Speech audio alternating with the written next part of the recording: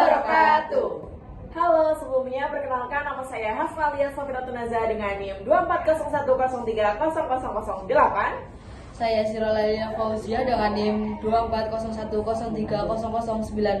Saya Nabila Muslimah Rahmat dengan NIM akhir 023. Saya Dinda Rahmawati dengan NIM akhir 0004. Baik, di sini kami akan menjelaskan tentang pemilu dan sistem pemilihan umum di Indonesia. Salam sejahtera untuk kita semua. Pada kesempatan ini kami dari kelompok 4 akan memaparkan materi mengenai pemilu dan sistem pemilihan umum Indonesia. Pemilihan umum atau pemilu merupakan salah satu pilar utama dalam sistem demokrasi. Melalui pemilu, rakyat diberikan kesempatan untuk menentukan pemimpin dan wakil rakyat secara langsung. Dengan demikian, pemilu bukan hanya sekedar kegiatan politik, tetapi juga sarana untuk mewujudkan kedaulatan rakyat sebagaimana tertuang dalam Undang-Undang Dasar 1945. Tanpa adanya pemilu, demokrasi tidak akan berjalan secara utuh karena rakyat kehilangan ruang untuk menyalurkan aspirasi politiknya. Di Indonesia, pemilu telah mengalami banyak perkembangan dari masa ke masa.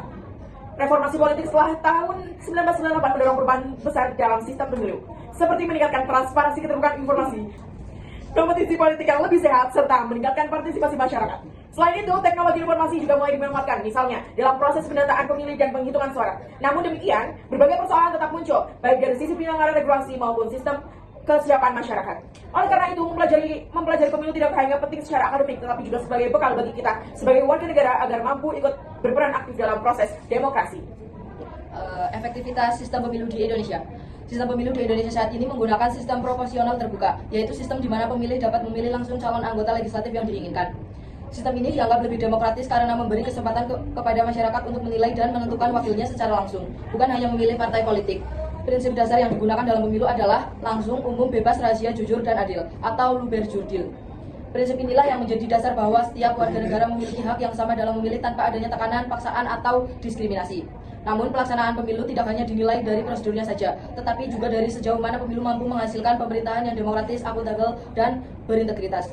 Demokrasi yang baik membutuhkan kelembagaan politik yang kuat, penyelenggaraan pemilu yang profesional, serta partisipasi masyarakat yang cerdas. Beberapa inovasi juga dikembangkan seperti penggunaan sistem informasi penghitungan suara atau situng untuk meningkatkan transparansi penghitungan suara. Meski demikian, penggunaan teknologi ini perlu dikawal agar keamanan data dan kepercayaan publik tetap terjaga. Dengan demikian, efektivitas pemilu sangat bergantung pada sinergi antara sistem yang baik, penyelenggaraan yang profesional, dan masyarakat yang aktif serta kritis. Meskipun pemilu telah dirancang dengan baik, dalam praktiknya masih banyak tantangan yang harus dihadapi. Salah satunya terlihat pada pelaksanaan pemilu serentak 2019, di mana pemilihan presiden legislatif dan DPD dilakukan pada waktu yang sama. Secara teori, pemilu serentak dihadapkan dapat menghemat biaya dan meningkatkan efisiensi. Namun, kenyataannya muncul berbagai kendala seperti masalah logistik, data pemilih, serta beban kerja pelanggaran yang sangat berat. Banyak TPS mengalami keterlambatan distribusi surat suara, kesalahan pengiriman, bahkan ada surat suara yang tertukar antar daerah. Selain itu, sistem pendataan memilih juga masih mengalami kesalahan seperti data ganda dan pemilih yang sudah meninggal namun tetap terdaftar. Beban kerja petugas KPPS menjadi persoalan yang paling menonjol. Mereka harus bekerja sangat lama mulai dari proses persiapan, pemungutan suara, hingga rekapitulasi. Tidak sedikit petugas yang jatuh sakit bahkan meninggal dunia akibat kelelahan. Selain itu, masih ditemukan kesalahan input data dan ketidaksesuaian data rekapitulasi yang membuat sebagian masyarakat meragukan hasil pemilu. Kondisi tersebut menunjukkan bahwa pemilu serentak membutuhkan perencanaan dan evaluasi menyeluruh agar ke depan sistem yang digunakan benar-benar efektif dan tidak membebani penyelenggara maupun pemilih. Selanjutnya, berbagai permasalahan dalam pemilu tentunya memberikan dampak terhadap kualitas demokrasi di Indonesia. Kesalahan teknis dalam penghitungan suara berpotensi merugikan keakuratan hasil pemilu. Selain itu, pemilihan yang kurang memahami informasi mengenai calon dan sistem pemilihan juga dapat menyebabkan partisipasi yang tidak berkualitas. Faktor selain seperti politik, uang, hoax, dan serta polarisasi di media sosial ikut memenuhi acara masyarakat menentukan pilihan. Akibatnya, hasil pemilihan tidak selalu mencerminkan kualitas calon terbaik, melainkan dipengaruhi oleh faktor-faktor non-substansional.